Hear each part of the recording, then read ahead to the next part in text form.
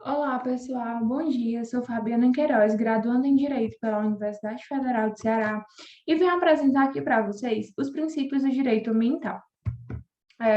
De início, a gente vai ver esses princípios aí na Constituição de 1988 e a importância do mesmo. O direito ambiental, ele caracteriza-se por ser uma ciência autônoma, e essa independência, ela se dá por conta que o direito ambiental, ele possui seus próprios princípios diretores, ou seja, esses princípios aí, eles estão presentes no artigo 225 da Constituição Federal e caracteriza-se por ser os norteadores e os garantidores de independência da ciência do direito ambiental, né? O artigo 225, ele tem por redação que todos têm direito ao meio ambiente ecologicamente equilibrado, bem de uso comum do povo e essencial à sadia qualidade de vida, impondo-se ao poder público e à coletividade o dever de defendê-lo e preservá-lo para as presentes e futuras gerações. Então, a partir desse artigo, o artigo 225 da Constituição Federal, a gente vai ver os diversos princípios aí que vão surgir a partir do mesmo referentes ao direito ambiental. Mas, gente, bom, é necessário a gente entender aí o objetivo e a finalidade desses princípios, que tem como objetivo a defesa dos interesses e a proteção do bem jurídico, aqui o bem jurídico tratado é o meio ambiente, e exercer isso com a finalidade de orientar a tomada de decisões e a interpretação das normas ambientais, ou seja, seus norteadores do direito ambiental e tudo que envolva o meio ambiente.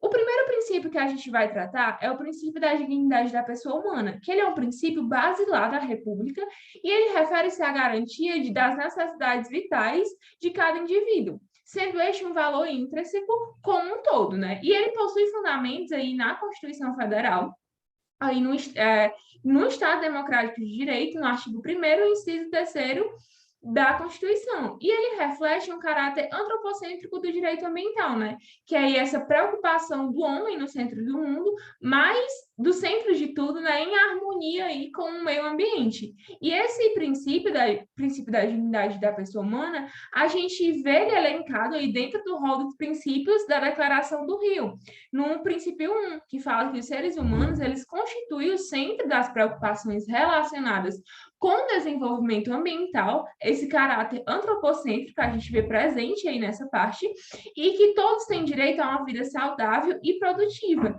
em harmonia com a natureza. Vale salientar que todos os princípios do direito ambiental, eles são interligados entre si, ou seja, um puxa o outro, fundamentando, interligando todos esses princípios.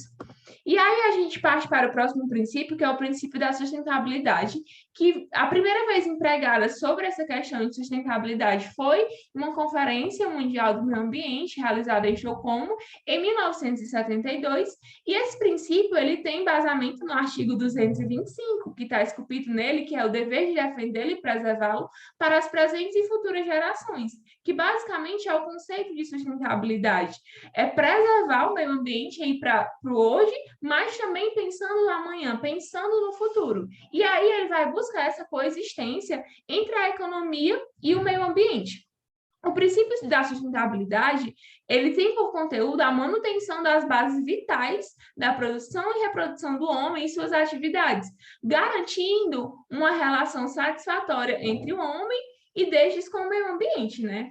Para as presentes e futuras gerações. E esse princípio da sustentabilidade, ele está previsto tanto no princípio 1 da Declaração do Rio, como também no princípio 2 da mesma declaração, do rol desses princípios aí que são também norteadores do princípio do direito ambiental. E aí a gente passa para um próximo princípio, que é o princípio da vedação ao retrocesso. Esse princípio ele vai proibir, né, ele vai vedar e salvaguardar que o meio ambiente ele tem um caráter irretroativo e não pode admitir um recuo para níveis de proteção inferiores, anteriormente consagradas, caso aí, né, em circunstâncias que de fato elas sejam significativamente alteradas. Ou seja, esse princípio ao retrocesso, ele vedação ao retrocesso é no seguinte: se eu tenho uma área de proteção, um APP de 50%, e surge uma nova lei para a redução de 30%, esse princípio ele vai buscar vedar tal atitude, em virtude de ter uma redução aí, né, da questão de garantia de um meio ambiente. Ou seja, não é permitido que haja esses retrocessos em respeito a essa proteção ambiental. E aí a gente passa para o próximo princípio, que é o princípio democrático, esse que está interligado diretamente com dois outros princípios, que é o princípio da informação e da participação.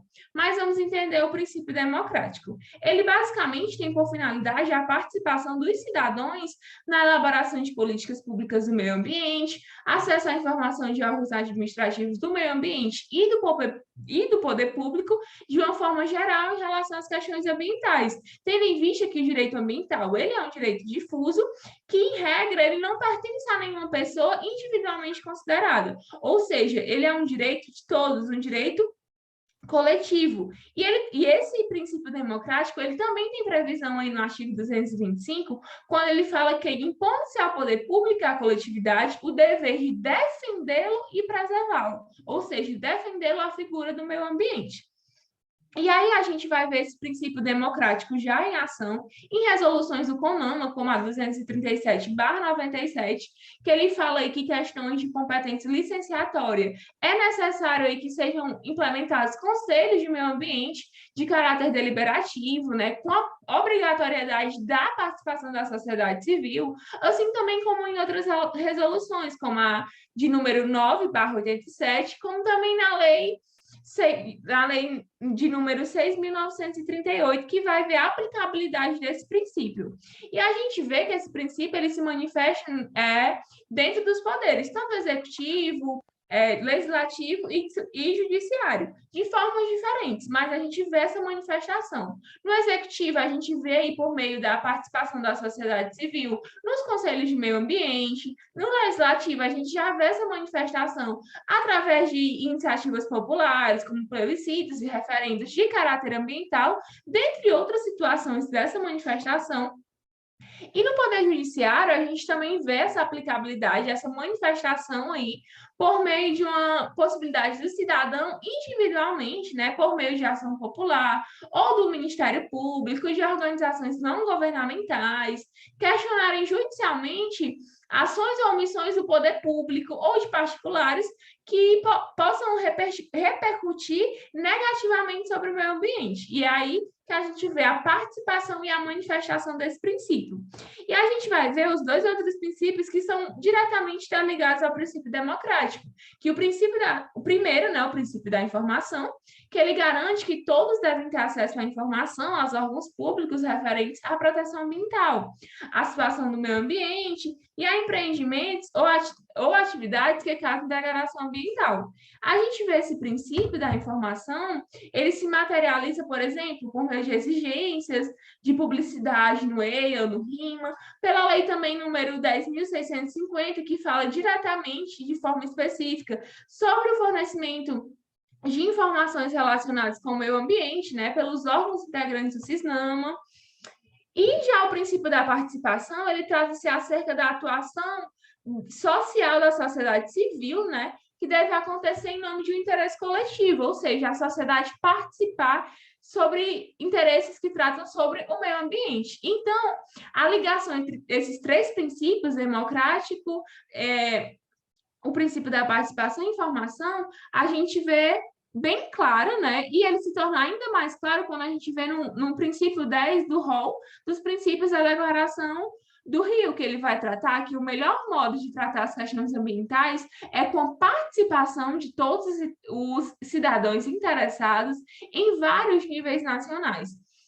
E aí ele fala que no plano nacional, toda pessoa deverá ter acesso adequado à informação sobre o meio ambiente que dispõe às autoridades públicas, incluindo a informação sobre os materiais, as atividades que oferecem perigo às suas comunidades, assim como a oportunidade de participar dos processos de adoção e de decisões. Os estados eles deverão facilitar, né, e fomentar essa sensibilização e a participação do público, colocando as informações à disposição de todos e proporcionando acesso efetivo a procedimentos judiciais e administrativos, entre os quais o ressarcimento de danos e de recursos pertinentes. A gente parte para o princípio da precaução, que ele tem como objetivo evitar nascimentos de atentados ao meio ambiente, né? E esse princípio ele deverá ser amplamente observado pelos estados de acordo com suas capacidades.